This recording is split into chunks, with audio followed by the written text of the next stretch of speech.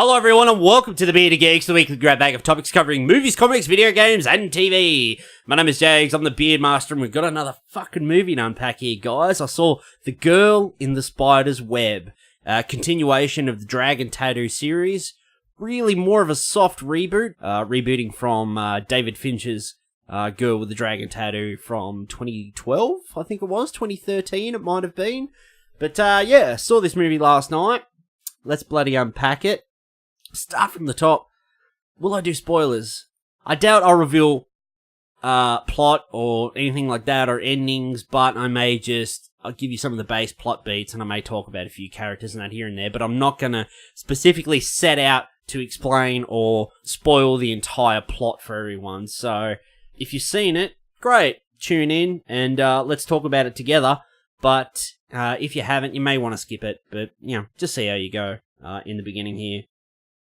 So I might just start off with my first real introduction to the actual series. So it was about, 10 years ago. It was about 2008. And at the time, I was writing film reviews for a website, impulsegamer.com. And these boys would just send you an email, once every couple of weeks or something like that. You know, with a big list of DVDs, and it was just, and Blu-rays, and it was like first in, best dressed. So, you got in and jumped in and request, whatever you wanted from the list. And it came to a point where I saw The Girl with the Dragon Tattoo on the list. And I kind of heard about it. The books were out, at the time. They were still kind of popular. I don't know why they were popular at the moment. But I'd seen the book about it. I remember seeing the cover. And this movie was out. And I realized it was kind of popular. But I'd never really been too deep into foreign films. So I thought, hey, bugger it. I'll give it a go. So I had The Girl with the Dragon Tattoo sent to me, the Swedish version with Noomi Rapace, and I watched it, and man, I fucking loved it. Like, I was totally engrossed. I think it's quite a long film. I think it was like 2.5 hours nearly. It was quite a long film. But yeah, man, I fucking loved it. I mean, I watched it again the next day or something like that. I think I watched it a couple of times in 1 week. Gave it a bloody blistering review. It's probably still on impulsegamer.com if you want to go there and try and find it. But yeah, I fucking love that movie. And at the time, it had been announced that David Fincher was going to do the US version of the book. And at the time, I think I mentioned that in the review. I thought, this is great. This is like a perfect combination of director and material. So this film should come out really well. A couple of years later, Fincher's version comes out, and I fucking love that too. Another great version of this book, US version. Obviously, they spent a lot more money on it. Just look at the cast, for example. I mean, I don't think Daniel Craig works for a pittance. And I love that film. And I wanted to see a sequel. I wanted to see, what was the next one? The Girl Who Kicked the Hornet's Nest. I wanted to see a continuation of that. Unfortunately, they'd spent probably a little bit too much money on the movie. I think they spent over $90 million on that movie. I don't really know why. When I was thinking about it, I'm like, why would they spend so much? But then, of course, it comes back to the cast. There's quite a big cast in there. And I imagine a lot of that cast made up a big chunk of the budget. So, unfortunately, it didn't make enough money. It only made $230 million worldwide, which is not enough for a studio for such a popular book. And so we never heard anything about sequels, there might be a sequel, maybe not. It didn't make much money. And then all of a sudden, we found out that we were going to get... No, we're not going to get a direct sequel. We're going to get the 4th book in the film series, which actually wasn't written by the original author. He had passed away, and this new author, don't ask me to pronounce his name, because I'll just get it wrong. The Larson estate pretty much gave him 100% license to go away and do whatever whatever he wants with the property and the characters, and, while remaining faithful to what had come before. So from that, we got The Girl in the Spider's Web. Now, we have a film version of it. So, it was announced that we were getting the film version of it, soft reboot, completely different cast is being recast, and it's out now, and I've seen it, and it's directed by Fede Alvarez, who previously directed the Evil Dead sequel, reboot, requel, whatever you want to call it. Film which actually really, I really like that movie. I really enjoy it. And Don't Breathe, which has one of the most fucked scenes. You'll never look at a turkey basted the same way ever again. But that was a really good movie. I really like Don't Breathe as well. So he was announced to direct The Girl in the Spider's Web. Claire Foy, who previously played the Queen, I believe, in The Crown, was it, on Netflix? I haven't seen it. Apparently she plays royalty, Queen Elizabeth or something like that on that show. She was cast as Elizabeth Salander. We got a new actor to play Mikael Blomqvist. Blomqvist?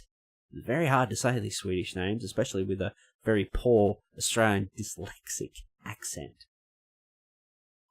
So the movie's out now, and did I like it? Yes, I did like it.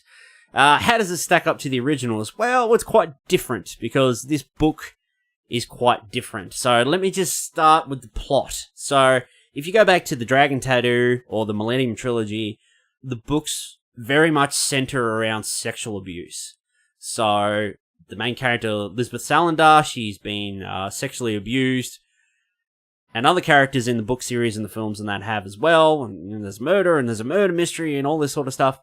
And it's very dark material. It's a very dark book. They're dark films, you know, they have a lot of edgier content and that in them. Rape scenes and the like, which is difficult to watch, but it's something that series is it's never skirted away from, because it's a major, like, theme, you know, based around the story. If you completely remove sexual abuse, then you really don't have, you know, these stories anymore. You don't have that character of Lisbeth Salander. So what's the story of Spider's Web about? Well, let me tell you. Lisbeth Salander, obviously this is a sequel to the first 3 books, 3 films, or whatever. So Lisbeth Salander, super hacker, wears all black, rides a black motorcycle, is out punishing men, you know, men that hurt women and abuse women, and she goes out, she is righting the wrongs and avenging these women, protecting them, and making these bastard guys pay. Like, and she literally makes them pay. Like, draining money out of their bank accounts. You've seen it in the trailer, in the Spider's Web trailer. You see she's hanging the guy upside down, and she drains his entire bank account, you know, to his wife and to these 2 prostitutes that he'd murdered and got away with.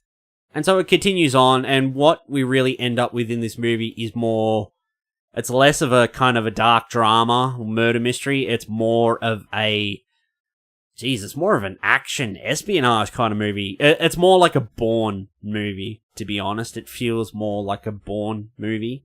Lisbeth Salander is kind of like a cross between Batman and Jason Bourne.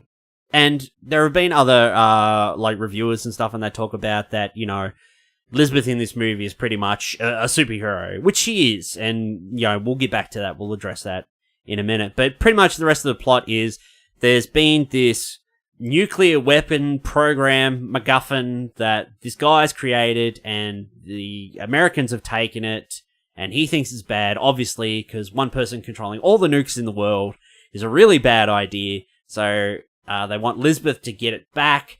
She does, and then it's stolen, and things go from there. Lisbeth's being framed, and there's espionage and intrigue and action, and it's all very... It's more of an action film than anything. And I think that was probably like a studio mandate as well. But we're getting ahead of ourselves. Let's just go back to the whole superhero thing. Because in this movie, Lisbeth does feel like a superhero. She kind of does. And, you know, it's more Lisbeth Salander is super hacker, you know, extraordinaire. She can pretty much hack anything. She can do anything. She can get away with it. She can hack cars. She can hack... planes, fucking airport security, everything and anything. She can do it, without breaking a sweat. She pretty much has, like, a superhero costume. She wears, like, all black leather, which she's done in all the other movies and that as well. And she gets around on, like, a black motorcycle, wearing all black, and she even steals, like, a black Lamborghini later in the movie, which is pretty much like her own Batmobile. And it's kind of obvious in that as well when you're watching it, but one thing I was thinking about, and I don't know if I'm really qualified or learned enough to even kind of make the comparison, but in a post-Me Too world, or the brunt of the Me Too kind of campaign and that we had last year in 2017, in kind of like post of that, Lisbeth Salander, is she kind of like in a post-Me Too world, is she a film character or a fictional character that kind of is relevant or what Hollywood needs at the moment? And I think, yeah, I would say so. And I think they try to touch on that maybe just a little bit. They don't really like to skirt into the darkness too much into this movie, like the sexual abuse and stuff. It is hinted at, it is mentioned, it is touched on, but it's never blatantly, unlike like Finch's version. It's never, it's never shown. It's never like us thrown into it and seeing it like in the film. It's only ever kind of talked about in passing or hinted at, previously. This is more of an action film than anything. But in a post-Me Too world, I think Lisbeth is kind of like the protector, avenger, vigilante, superhero, fighter for defenseless and abused women, beating up these bastards men and making them pay.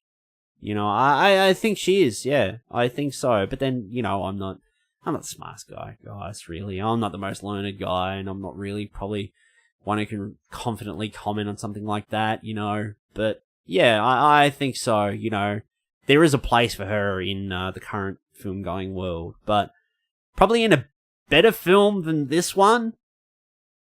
So, I'm getting way ahead of myself here. I'm all over the place. Let's just go back to the characters. Let's talk about Lisbeth and Claire Foy. How does she stack up in this film? I think she does a great job. I think she does a really good job. It's hard for me because she is the third Lisbeth that we've had. So we had Noomi Rapace, we had Rooney Mara, and now we have Claire Foy. And, it's hard, you don't want to, compare them, but how do you not? It's like, again, going back to Batman or whatever, it's like comparing Batman, who's the better Batman? But in her own right, Claire Foy does a good job. I was kind of paying attention when I was watching it, and I was like, I was kind of stacking her up, obviously, against the previous actresses who played this character. And after a little while, I kind of just forgot that, and I just, slipped into the story and became invested in the character. And when I looked on the screen, yes, I did see Lisbeth, and I felt she was more Lisbeth than Claire Foy. And I'd seen a little bit of The Crown or whatever, and she was definitely more... She moved as far away from that as she could have possibly ever done, with this character. And I thought she did a great job. And if you want to know, stacking it up, who's the best? Well, obviously it's Noomi Rapace, then Rooney Mara, and then Claire Foy. We do see Lisbeth in this film be more vulnerable, I think. Probably more emotionally vulnerable. Obviously in the previous films, she was attacked and abused, but, she fought back and she made those bloody guys pay, as they fucking should. But Claire does do a great job. I mean, she's got, I don't want to give it too much away because it's kind of going into the plot and that, but she deals more kind of in relation to her father and her family life. And it kind of hits a little bit closer to home because, that's what she grew up with. So she has more of a chance to kind of tap into that deep-seated emotional core, of how family kind of affect us, So she does a great job. Mikael Blomkvist, it's hard to say with that K in the middle. Mikael Blomkvist is in this film. He feels pretty unnecessary. The actor in this film, Severe Gunderson? Goodnesen? These Swedish names, man. He's probably the weakest of the cast, definitely. Mikael is quite younger in this, obviously. Daniel Craig playing him previously. We do have a younger interpretation of him in this film. We have a younger actor in. Maybe they were about the same age when they did it. I don't fucking know, but he looks a hell of a lot younger. More youthful. But it kind of feels like, in the context of this story, Mikael is kind of unnecessary. It feels like he's only meant to be here because it's a dragon tattoo story, and you can't really have Lisbeth without, Blomkvist.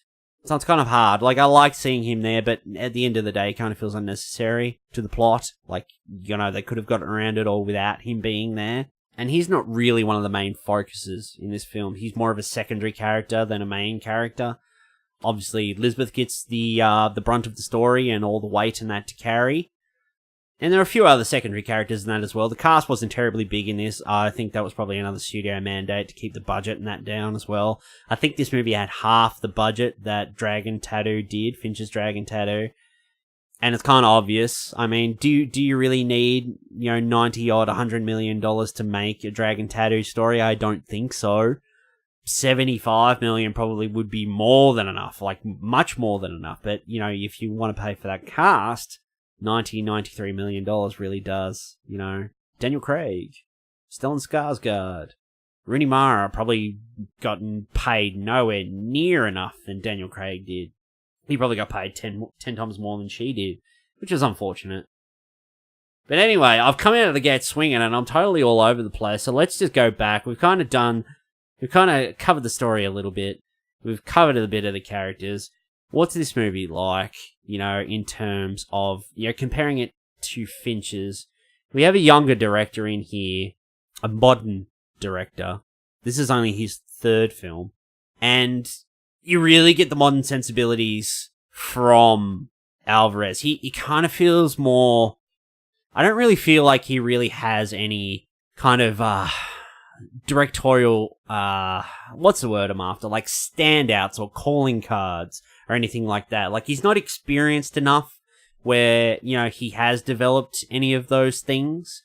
Whereas you go back to someone like Fincher, who's kind of like a cinematic auteur, he has a lot of calling cards, long takes, holding shots, Fincher kind of makes you sit in a scene and kind of soak in it and just, like a sponge, just soak it up, whether it's good or bad, whether you're just in like an expository scene or you're sitting, you're witnessing, the rape scene from the film, whether you want to be there or not, Fincher's going to put you there, not exploitively, but he's not going to turn away from it, so you're going to sit there and you're going to stew in it a little bit, you're going to soak it up, whereas in this, it's very much like a modern day director's, it's lots of quick cutting, and, back and forward, this movie moves at quite a fast clip.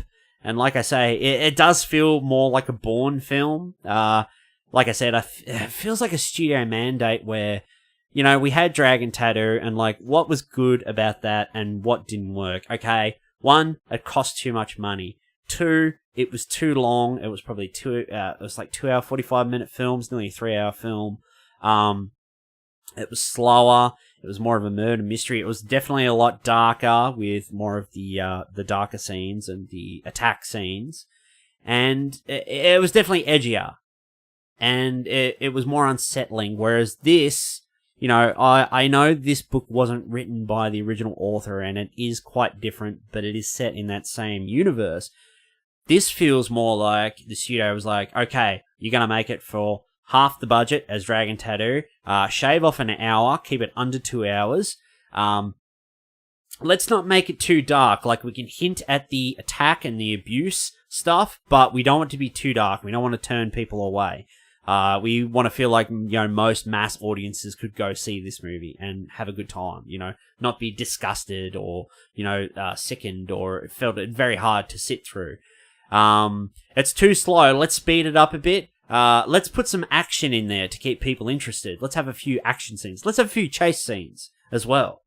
And yeah, so really at the end of the day, whereas Finch's Dragon Tattoo felt more like a dramatic murder, mystery, dark thriller that you, like being in a room that you don't want to be in, but you have to sit there and suffer through it. It makes you very uncomfortable. It makes you kind of tense and squirmy in your seat. This is more like I say, a Bourne film. It's more action-oriented, it's faster, the plot is more generic, military, nuclear launch MacGuffin that's gonna end the world, and super hacker Elizabeth Salander has to come in and save the day.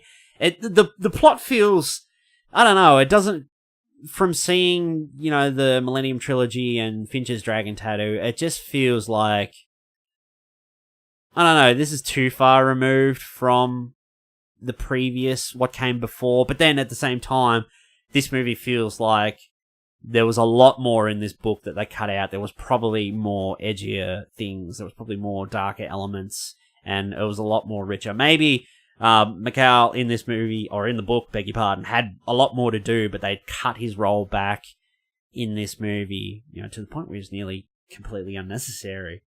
But it is well made. It is adeptly made. It looks great. It's shot pretty well. The color palette is quite nice, and the sets are very, very, very fucking good. There's a nightclub scene, just a scene walking through the nightclub. It's pretty standard, like walking through a skinny corridor, and, there are people littered in there, and you gotta weave through the people in the club.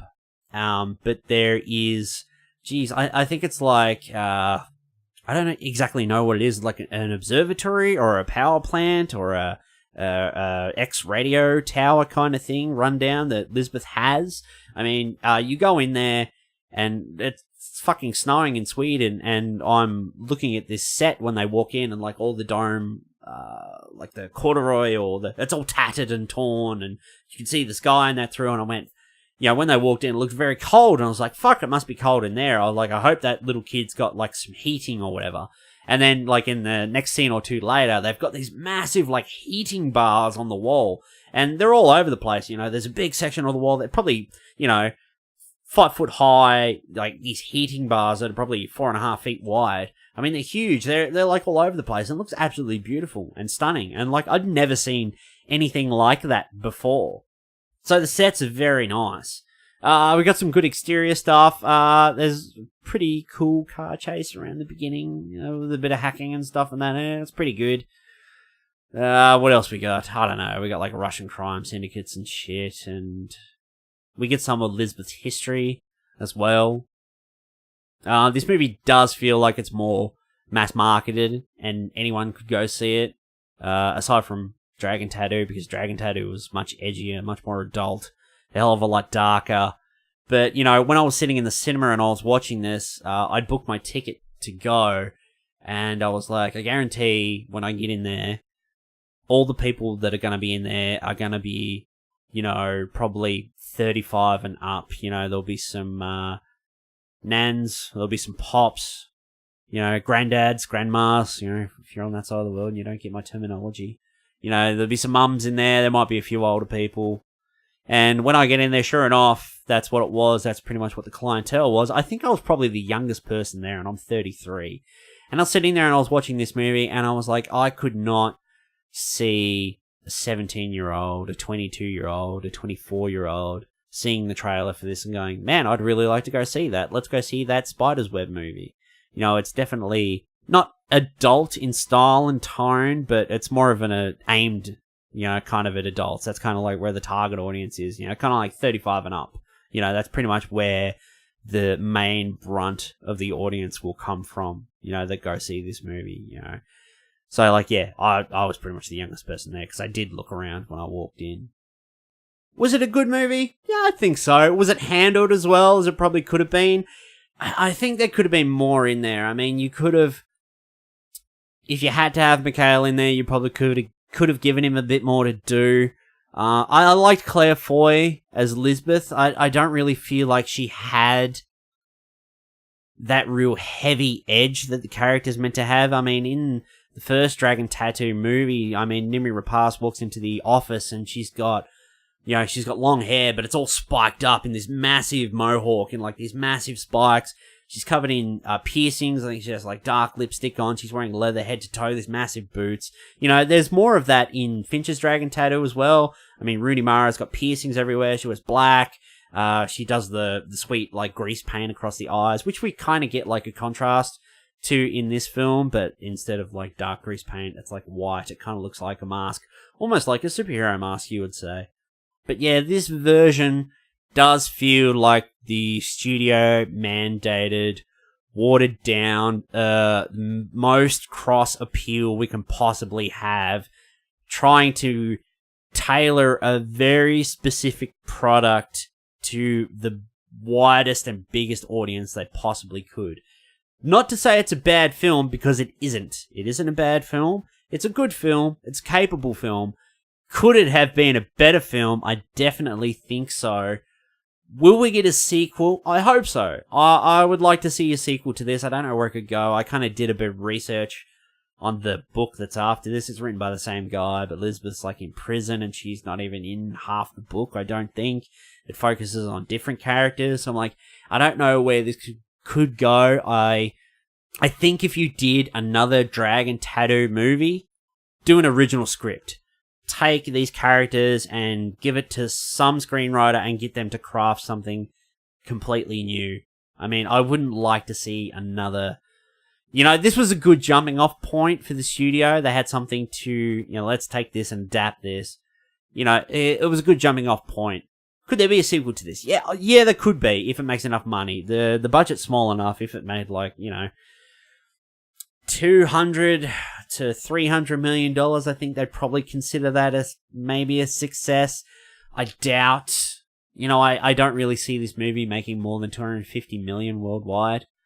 Even with its smaller budget than that, I think there would probably be a moderate success. I know in the US at the moment, we've got The Grinch just opened, and what was the other film that was out? I can't remember.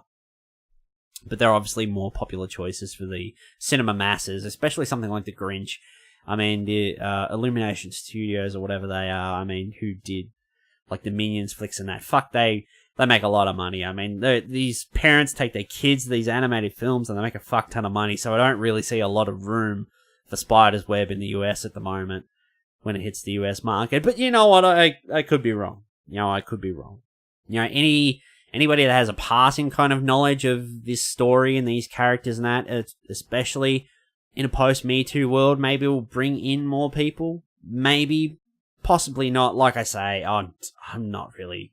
I don't consider myself qualified enough or learned enough to really comment on these kind of things, but the whole Me Too thing and the character and her tale of abuse and how she overcome it and she became stronger, and that's why we love the character, because she overcame all that adversity. I mean, she got those bastards back and she fucking got them good. And, in this movie, she's doing that for other women as well. She's helping out these poor abused women, and she's making these guys pay, and pay they fucking do. So, that was kind of something that just struck me. I didn't, to be honest, I didn't really feel super comfortable about bringing it up. I thought I'd just kind of bring it up in passing and, make of it what you will. As long as you, the more considerate and learned and smarter people than I am out there, if you see this film, maybe you just consider that and you could... make that correlation and make more of it than I did. I don't know. I think this talk's been a bit choppy, guys, but I don't know if I really have anything to say about this movie.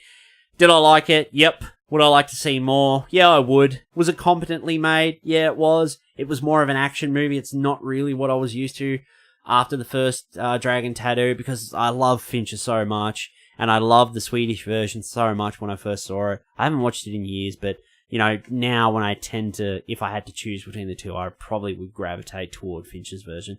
Just because it's the English language version. Not the foreign version is bad, because it's not. It's fucking fantastic. And Noomi Rapace in that movie is stellar. And I was thinking, if you had to start somewhere, start there. Start with Noomi Rapace, and then after that, watch Fincher's version. Because I love Fincher, and I love everything he does. Fucking, I might go watch it right now, actually. But yeah, I like the movie. Would I recommend it? Yeah, I'd recommend it. If you had a spare, $20 in your pocket and you wanted to go see something, you could do a hell of a lot worse. I mean, it is a good movie. It's more of an action flick.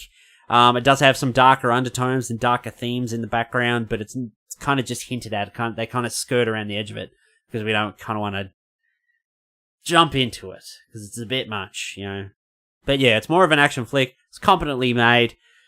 If I would give it a score out of 5, what would I give it? I'd probably go straight down the middle, and I'd probably give it a 2.5 out of 5. Now, that's not a bad score. That's a good score. But, to round it up as we do, I'd give it a 3 out of 5, because it's a fine film. It's competently made. There's some good stuff in there. Could it have been better? Yeah, it could have.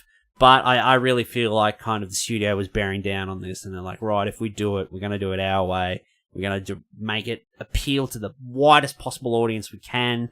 We're going to put as much in there that they'll love. We won't make it too edgy. We won't make it too dark. We don't want them to feel sick.